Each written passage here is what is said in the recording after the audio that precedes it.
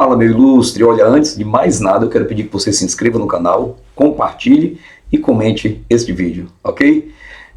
Veja só, nós que moramos numa cidade do interior do Nordeste brasileiro, não podemos, em hipótese alguma, cortar relações com todos aqueles que manifestam ideologia político-partidária diferente da nossa. Afinal de contas, vivemos numa democracia, né? É evidente que tem aquelas pessoas que são extremamente radicais e que de fato não dá para conviver, mas essas são as exceções à regra. Então eu tenho boas relações interpessoais e de amizade com pessoas que manifestam um posicionamento político ideológico diferente do meu, né, que é um posicionamento conservador, liberal, de direita. Veja só, estou dizendo isso porque esta semana, conversando com um amigo, ele começou a descer a ripa, né, em Roberto Carlos. E antes de mais nada, eu quero dizer que Roberto Carlos é um cara que tem mais de 60 anos de carreira. E você nunca viu nem ouviu nenhum escândalo de grandes proporções, o que é corriqueiro no meio artístico hoje em dia, com o nome de Roberto Carlos. Veja bem, eu completei agora 54 anos de idade. Quando eu nasci, no ano de 69, Roberto Carlos já tinha pelo menos 6 anos de sucesso amplo, né, garantido no Brasil e também em países da América do Sul. E esse cara, hoje, em 2023, vai fazer um show 2 meses antes, em qualquer lugar que ele for fazer, não tem mais ingressos para você comprar. E olha que o preço do ingresso não é acessível a qualquer um, não. Isso é uma prova inequívoca de que Roberto Carlos transitou por vários governos e regimes, mostrando o seu talento, o seu potencial artístico, sem manchar a sua imagem, ou tentar manchar a imagem do seu país.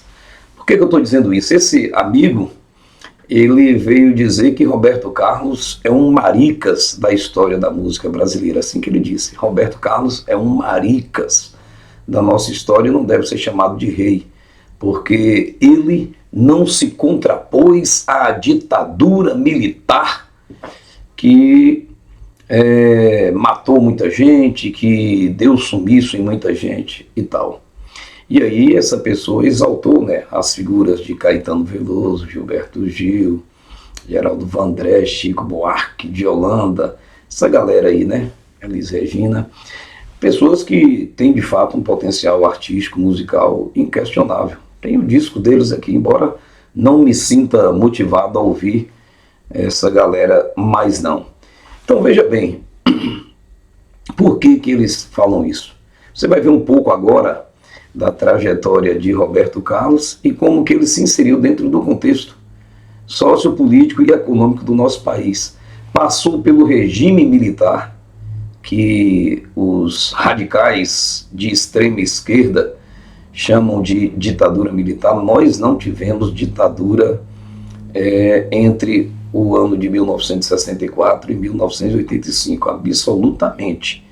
Para começar, não tivemos um golpe militar em 64, né? O primeiro presidente, Castelo Branco, foi eleito democraticamente pelo Congresso Nacional, e assim os outros que o sucederam. Mas aí é outra história, né? Mas vamos ver aqui a trajetória de Roberto Carlos, que contradiz a fala desse meu amigo esquerdista. Acompanhe, comente o vídeo e diga aí o que você achou. Valeu? No final nós retornamos. Nascido em Cachoeiro de Itapemirim, Roberto Carlos começou a cantar rock na adolescência, no Rio de Janeiro, com Tim Maia, Erasmo Carlos e outros jovens. Começou a aparecer na TV no programa Clube do Rock, apresentado por Carlos Imperial na TV Tupi, e ficou conhecido como o Elvis brasileiro, exatamente por cantar e imitar Elvis Presley. Após sua trajetória sofrida em busca de seu espaço no meio artístico, Roberto Carlos conseguiu, no início da década de 60, emplacar seus primeiros sucessos como Split Splash, É Proibido Fumar e Parei na Contramão. Em 1964, Roberto Carlos já era unanimidade nacional e No ano seguinte, 1965, junto com Erasmo Carlos e Vanderleia, estreou na apresentação do programa Jovem Guarda, na TV Record, vindo o nome do programa a marcar uma época e nominar um estilo musical. Em 1965, o sucesso Quero Que Vá Tudo Pro Inferno ampliou a fama e o sucesso de Roberto Carlos, que foi coroado Rei da Juventude por Chacrinha em seu programa na extinta TV Excelsior. Esse título de rei o acompanharia por toda a sua trajetória de artista brasileiro. A essa altura, Roberto Carlos já havia se tornado o maior vendedor de discos do Brasil e em 1967 estreou no cinema com o filme Roberto Carlos em Ritmo de Aventura. Em 1973 recebeu a medalha do Pacificador das mãos do general Humberto de Souza Melo.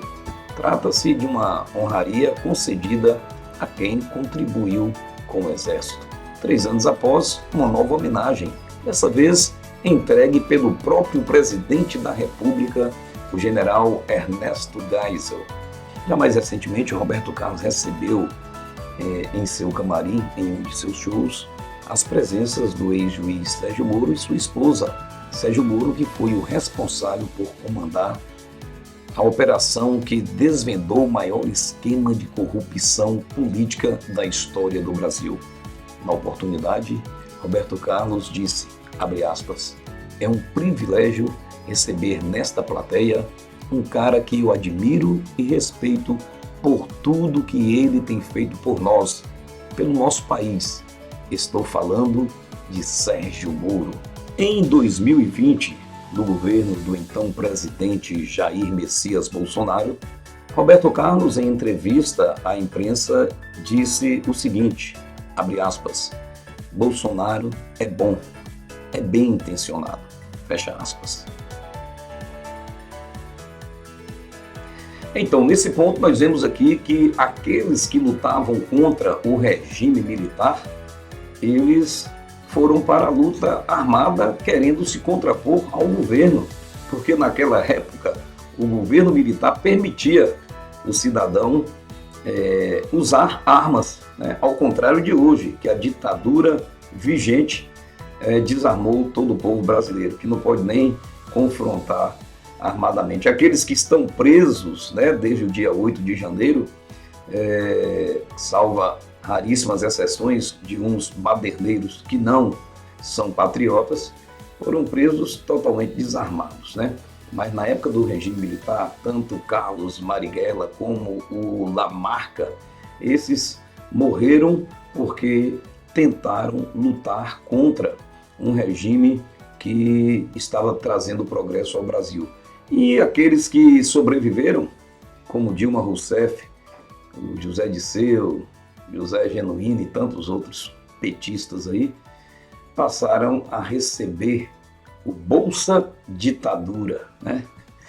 Recebem dinheiro público aí por terem confrontado o governo com armas.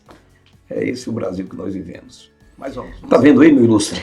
A trajetória de Roberto Carlos continua sendo o maior vendedor de disco de todos os tempos.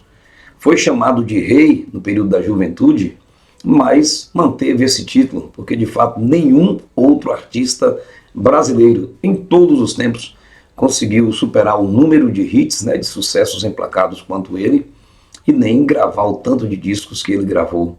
O cara é um empresário de respeito, é um pai de família exemplar e um brasileiro que muito nos orgulha. De maricas, evidentemente, meu amigo, ele não tem nada. Salve, Roberto!